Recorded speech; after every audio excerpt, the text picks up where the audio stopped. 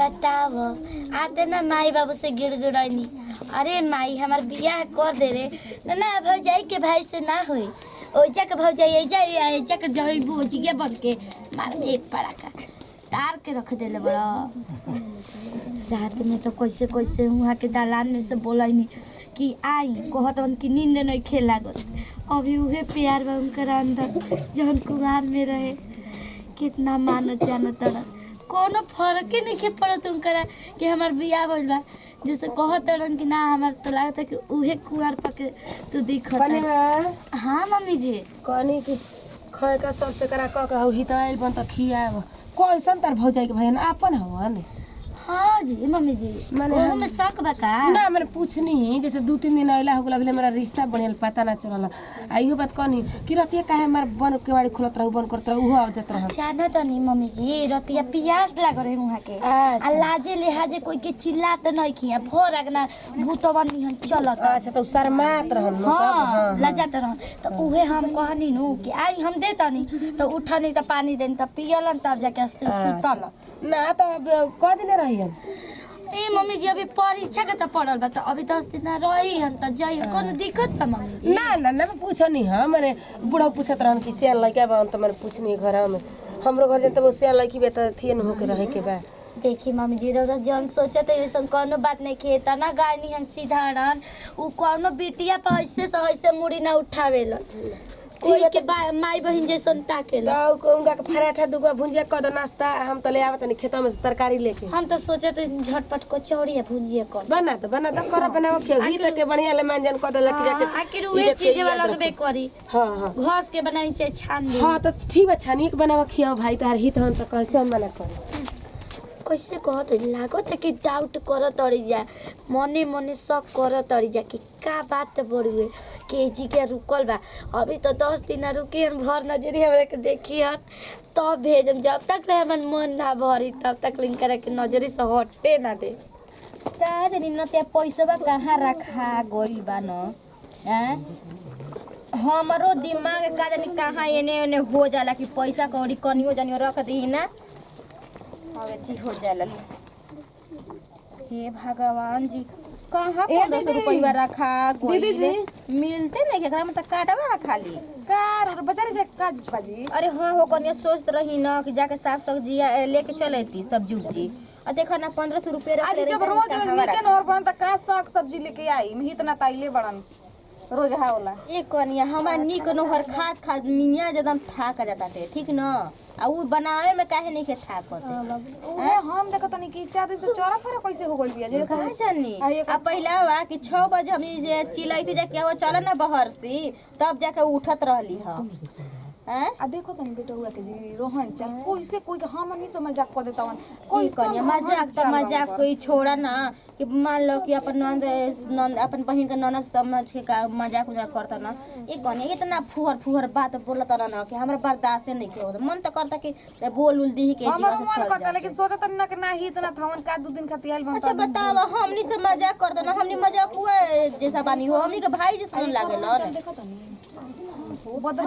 तो घर में ढुकोले रहती है मान लो हित जन आवेलन जा तो दलानी हली बदलानी पर सुता हुआ तो घर में काहे के रख ले बाड़ू ना उसे ही रात ने 10 बजे से बतियात रहे आवाज सुनात रहे गोइनी कनी का एक कनी जगल बोलता हां पूछत नहीं सर समाचार हां ना 4 दिन से बैठा के आइल बनाए जीव बैठा के तू समाचार नहीं को पूछले कि राती में तू समाचार पूछताड़ू का जाने कोहिया जाई ना जाए के ना वो नहीं खेलत बेटा हुआ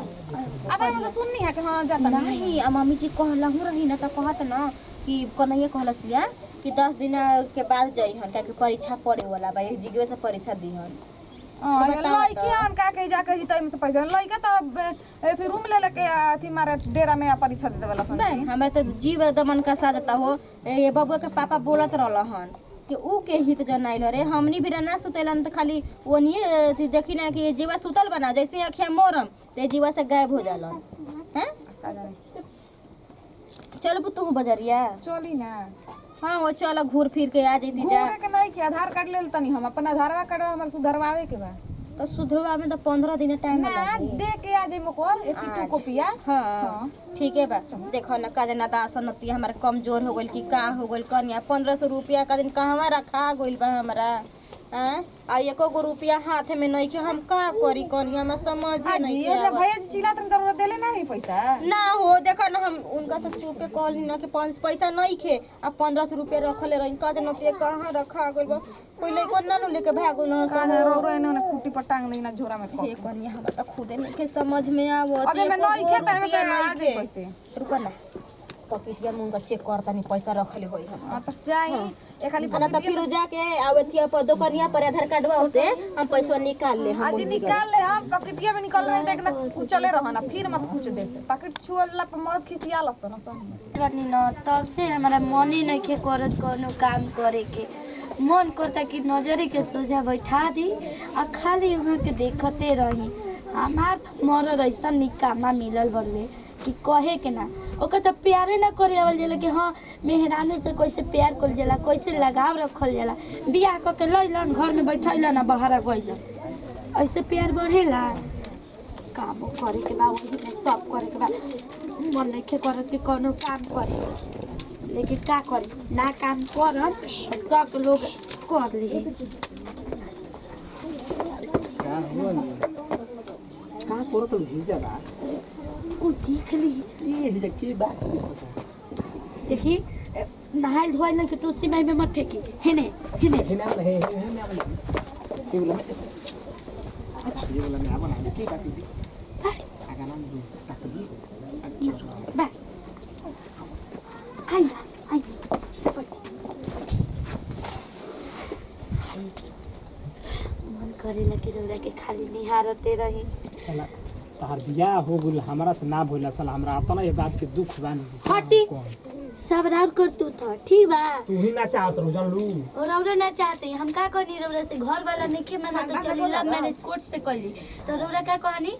हम माई बाबू के इज्जत चली माई बीपी के रोगी हिया शुगर के रोगी हार्ट अटैक करके मर जाए और रौरे ना कहले रहनी अरे तो सब में देखे के भाई में घरो परिवार में देखे के बटे का पता घर परिवार के ना देखबू तो बुझाबो इज्जत खराब हो गई बताई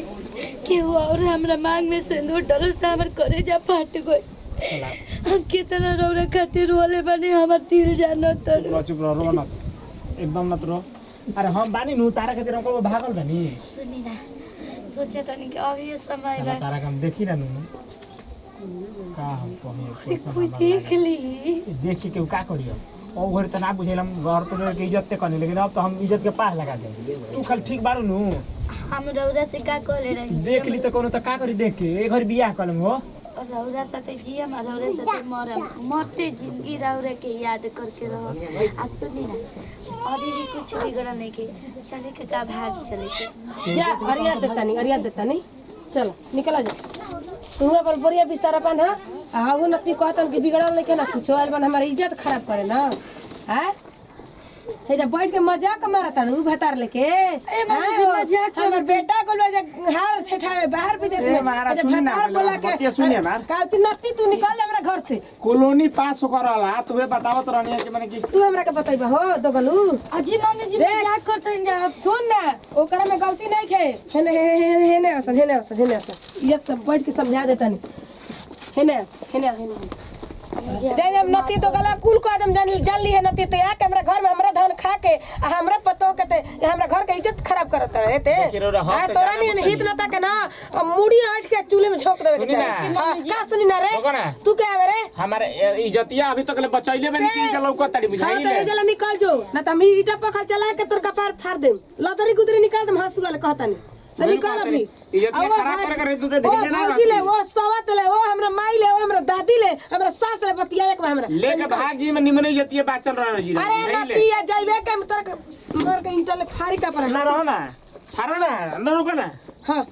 बोला यार तू बोला एक रात के काट के दे जगह गाड़ दे अगर ना तो हम काहे कुछ कहता नहीं हां तो तू निकल अभी निकल अभी निकल दे मार के तले के फाड़ दे तो उहे तो बतिया हमहू कहता हां तो निकल अभी हां तो जाते तो बानी जो भी हम काहे कुछ कहता नहीं अभी हट जाए हो जाते तो बानी का ऐसन बात रो रे कह देनी हट नतिया हट है ना सुन है ना ई बतला कि जते भातार कुआरे में खोज ले रहीस तो अपने बाप सुदर्शन ले कहे ना कॉलेज के भतर खोले दे हमरा कुल के नाश करे रहीस तोर भौजाई के भाई है के तोर भतर हमरा की बता 4-8 दिन बेटवा रह के हमरा घर में माजा मारता हो हम सोचते कि ही तो हम सही सही बताओ तनी का सही बतेबे हम कुल सही तुलसी में भी बैठ के देख लेले बानी हम कुल देख लेले बानी शादी से पहले वो हमार प्यार रहने के भतार रहे ओकर फंसा रहे सी बात को हां तोर भतार रहे त हमरा लड़का के जीवन काहे ते बर्बाद कइलिस ए खातिर हम पंचायती बटोरम तोर बाप भी मुखिया लेके जाइम देख लिया तू मत करिए गलती हो गई गलती कोनो गलती नहीं खाई अपराध हो एकरा गलती ना कहल जाई अब गलती ना हुई मम्मी जी हां बताओ ओसने ऐसे बेटी पतोया के कुल के नाश करत ऐसन हो हमर बेटा कुल में बियाह क के कमाए कर्जा चुकावे ई भौजी भतार बोला के है जे मजाक मारता रे घर में पराठा बना के खियावतिया ऊपर ला भुंजी है हैं घी घस के गलती ना हुई मम्मी जी ऐसन गलती का मौके ना दे तू बोरिया बिस्तर उठा तोर बाप फोन नंबर लगा कभी बोला होता और अब तरक लेके अपना पलंग कुर्सी कुल लेके जा हमरा काम नहीं खे हम बेटा के अपना 4 गो बियाह क के ठार क दे में जीवा हां तोरा ले सुगर मर जे मम्मी सुगराई के फायदा उठावताड़ू थूक दम तारा सुगराई पे जानलू तू के दे मार के गर्दन रे दे मोहनती को कहता कि चल जा सब अभी हम देखी न के कहां कोई तारा पाए पे कलल कुछ ना होई हे भगवान काम कर बैठा नहीं अरे पहले के बात कहे ना हम भुला गए कि फिर